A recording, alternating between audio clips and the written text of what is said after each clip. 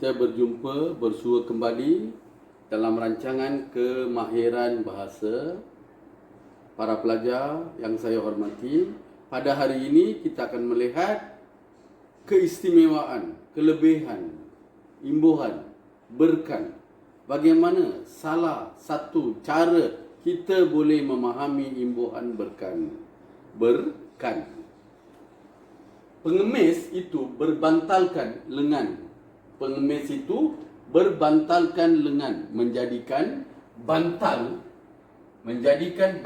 sebagai lengan. Perhatikan.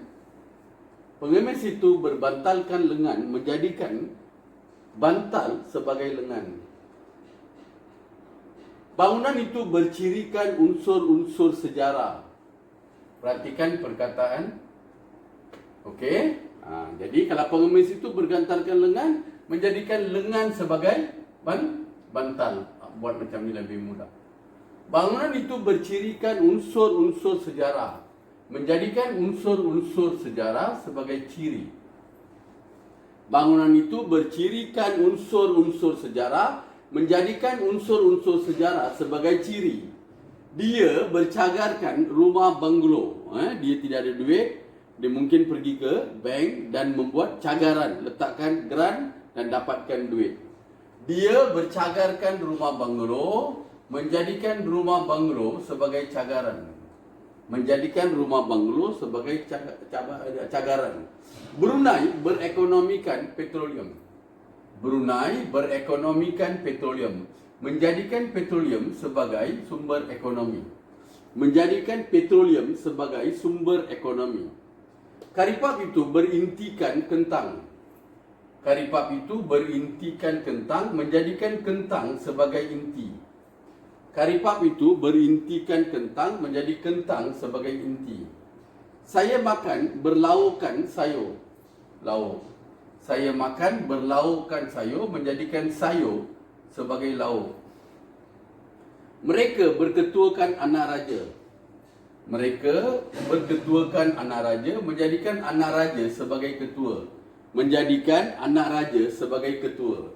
Peminta sedekah itu berselimutkan kertas. Peminta sedekah itu berselimutkan kertas, menjadikan kertas sebagai selimut. Pencuri itu bersenjatakan pisau, menjadikan pisau sebagai senjata. Kita perlu hidup berpandukan agama, menjadikan agama sebagai panduan. Kita perlu berteraskan agama, menjadikan agama sebagai teras. Menjadikan agama sebagai teras. Kita perlu hidup berasaskan agama, menjadikan agama sebagai asas. Menjadikan agama sebagai asas. Saya ulangi semula. Pengemis itu berbantalkan lengan, menjadikan lengan sebagai bantal. Bercirikan unsur-unsur sejarah, menjadikan unsur-unsur sejarah sebagai ciri. Rumah banglo dijadikan sebagai cagaran. Petroleum dijadikan sebagai sumber ekonomi. Kentang dijadikan sebagai inti. Sayur dijadikan sebagai lauk. Anak raja dijadikan sebagai ketua. Kertas dijadikan selimut. Pencuri itu bersenjatakan pisau. Pisau dijadikan senjata. Kita perlu hidup berpandukan agama. Agama sebagai panduan. Agama sebagai teras. Agama sebagai asas. Dia berpayungkan daun pisang. Dia berpayungkan daun pisang, menjadikan daun pisang sebagai payung. Mudah, senang. Berkongsilah dengan rakan-rakan, dengan kawan-kawan, dengan teman-teman. Lebih banyak langganan, lebih banyak video akan saya sediakan.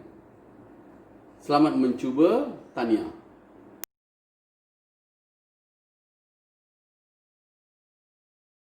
Sila langan saluran saya. Terima kasih.